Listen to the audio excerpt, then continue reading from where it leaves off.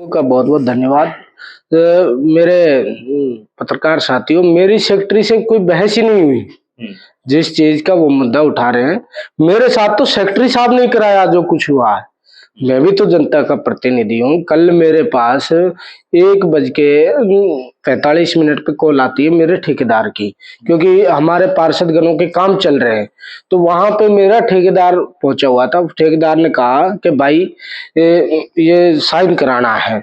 तो उसने कहा भाई साइन कर दूंगा, मेरे लिए 10,000 रुपए दे दो। मेरे साथ ठेकेदार साहब के साथ 2 आदमी थे, तो मैं बैठा था शाह चोखा।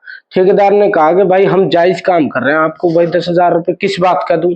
चलो 1,000-2,000 की बात है, 10,000 किस बात के दूं? हम लोग 10,000 बच भी नहीं रहे उसमें एक काम में। तो हम तो जायज काम कर रहे हैं, जनता का कर रहे हैं। हम तो लोग गरीब लोगों की कुंडे बन रहे हैं, गरीब लोगों के लिए पानी के हचकड़ लग रहे हैं, नल लग रहे हैं। तो उसने ठेकेदार ने मेरे को फोन किया कि पार्षद साहब इस तरीके की बात है। मैंने की बात करा सेक्रेटरी साहब से, तो उसने ठेकेदार के फोन से बात नहीं करी। मैं नहीं करूंगा बात। मैंने कहा यार इसका नंबर दे मेरे को, मैं बात करता हूँ। मैंने वहां पे सरपंच शाह चोखा थे और भी थे, ओथा गांव से भी थे। तो मैंने सेक्रेटरी साहब को वहीं से फोन किया शाह चोखा से, सेक्रेटरी साहब ये क्या बात है भाई, ये साइन करने के लिए आया। अगर आपको काम गलत लग रहा तो आप चेक कर आओ, अगर गलत लग रहा तो मत करो साइन। तो उसने कहा भाई मैं तो नहीं करूंगा, आप सरपंच से ऑथराइज लो।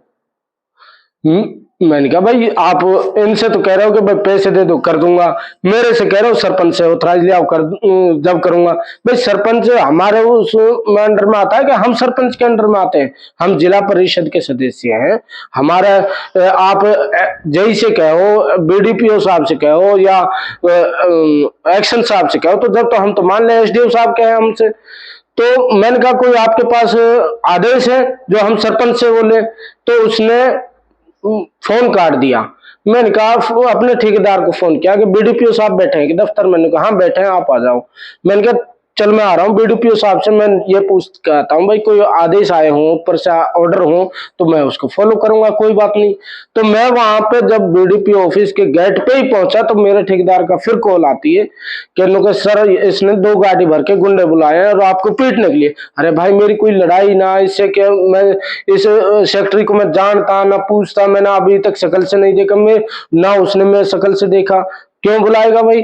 पता नहीं सर, 2 गाड़ी आई हैं, एक क्रेटा गाड़ी है जिसका 1200 नंबर है और ब्लैक मैन के, यार 1200 नंबर तो उसकी है तेड़ के आलम की।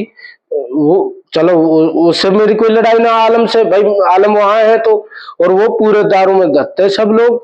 तो मैं जैसे वहां पहुंचा तो मेरे साथ वहां जाते ही हाथापाई हो गई, मेरे साथ वहां मारपीट की। मेरे जेब में से पैसे थे 2,000 रुपए, ये आप देख सकते हैं। कल मैंने ये कुर्ता पहन रखा था, आलम ने मेरे गिरवान पकड़े और ये जेब फटी हुई है, सारा कुछ है।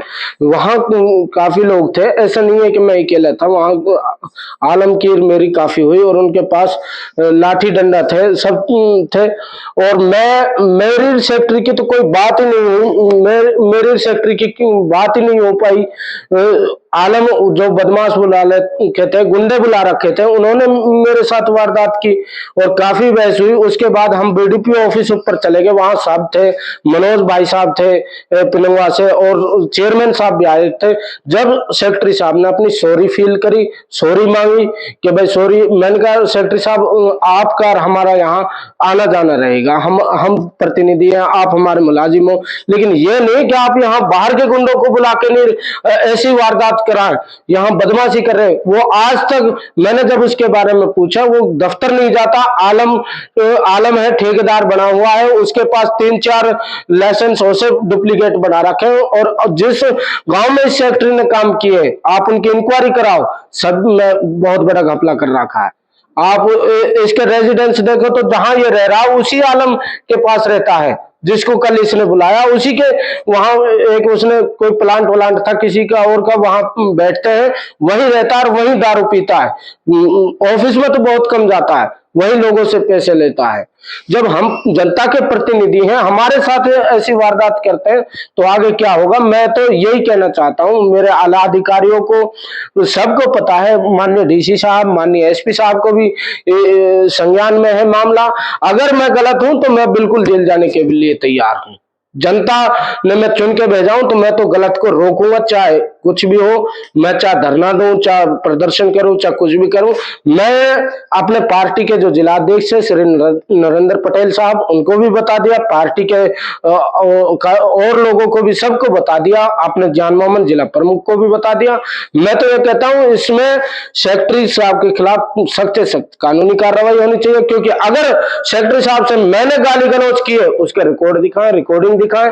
फोन की कह रहे हैं, वो एप्लीकेशन में फोन की कहा है कि भाई फोन पे धमकी दी है, वो आप फोन की वो निकलवाई रिकॉर्डिंग। अगर मैंने उसको गाली दी है, फिर भी मैं सजा काटने के लिए तैयार हूं, मैं गलत हूं तो।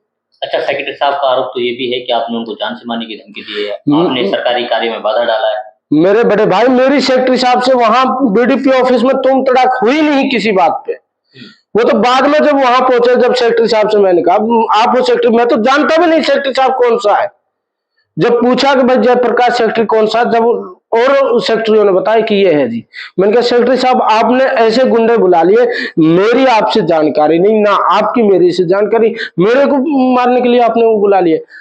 और वहां काफी लोग थे, अगर मैंने सेक्रेटरी से वहां कोई बात कही हो तो मैंने तो ये तो कहा है कि भाई तूने यहाँ गुंडे, जब बाद में कहा है, जब बीडीपीओ साहब के पास बैठ गए, बीडीपीओ साहब ने भी माना है कि भाई गलती की है मेरे सेक्रेटरी ने। अब वो चाहे अपने बयान से फिरे, चाहे किसी से, उस टाइम वहां काफी लोग थे, सब लोग पे ऐसे नेम टाइम से बात हो जाए वहां पे बैठ के। नहीं, आप एक बार अफसर हमारा आला अधिकारी सबको बुलाएं, अगर यही बात ना हो, एक बात में भी फर्क आ जाए, तो वही मैं अपनी गर्दन कटा लूं।